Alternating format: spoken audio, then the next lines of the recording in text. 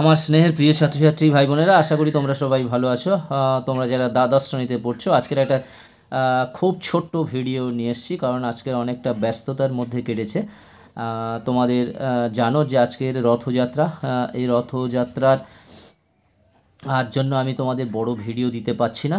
একটি অধ্যায় থেকে, অর্থাৎ রাষ্ট্রবিজ্ঞান অর্থাৎ পলিটিক্যাল সায়েন্সের পঞ্চম অধ্যায় থেকে ইম্পর্টেন্ট এলএকিউ দুটি প্রশ্ন, অর্থাৎ লং অ্যান্সার টাইপ কোশ্চেন্স বা ডিএকিউ বলতে পারো, ডেসক্রিপটিভ অ্যান্সার টাইপ কোশ্চেন্স আমি তোমাদের জন্য রাখছি।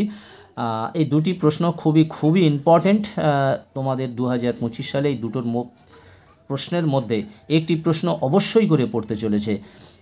বন্ধুরা, এই দুটি প্রশ্ন খুব ভালো করে তোমরা যে কোনো বই থেকে তৈরি করো। আর আমি তোমাদের বারবার বলছি যে আমার সাজেশান দেওয়া শেষ হলে তবে আমি এর নোট দিতে পারবো, তার আগে আমি কখনো দিতে পারবো না।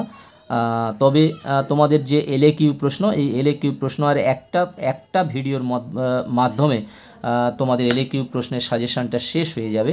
এবারে তোমাদের সপ্তম, অষ্টম, নবম এই যে তিনটি অধ্যায় আছে, তিনটি অধ্যায় থেকে আমি তোমাদের এলএকিউ প্রশ্ন দেব।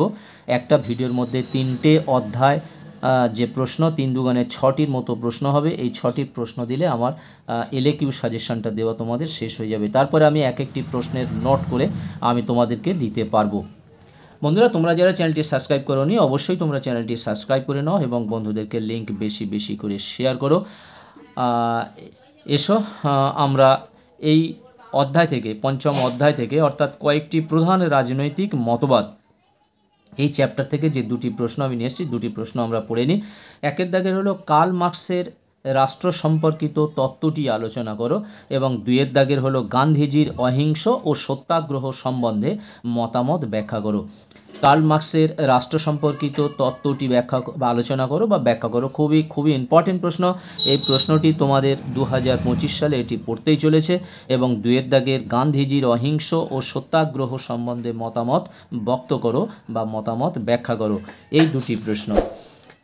বন্ধুরা, এরপরে আমি তোমাদের ইতিহাস, রাষ্ট্রবিজ্ঞান, এডুকেশন এর এসএকিউগুলো নিয়ে একটু আগাবো, এবং বাংলার এসএকিউ এবং এমসিকিউগুলো নিয়ে আগাবো নেক্সট উইকে, পরের সপ্তাহে যে কয়েকটি ভিডিও যাবে সবই এমসিকিউ এবং এসএকিউ। আবার তার নেক্সট সপ্তাহে আমি তোমাদের এলএকিউ সাজেশান দিয়ে 2-3টি বিষয় শেষ করব। যেমন ধরো তোমাদের এই পলিটিক্যাল সায়েন্স এবং হিস্ট্রি, এই দুটোর এলএকিউ সাজেশান দেওয়া আমি শেষ করব, কারণ এর অনেকটা নোট লিখতে হবে। বন্ধুরা, তোমরা যারা চ্যানেলটি সাবস্ক্রাইব করোনি, অবশ্যই তোমরা চ্যানেলটি সাবস্ক্রাইব করে নাও এবং বন্ধুদেরকে লিঙ্ক বেশি করে শেয়ার করো।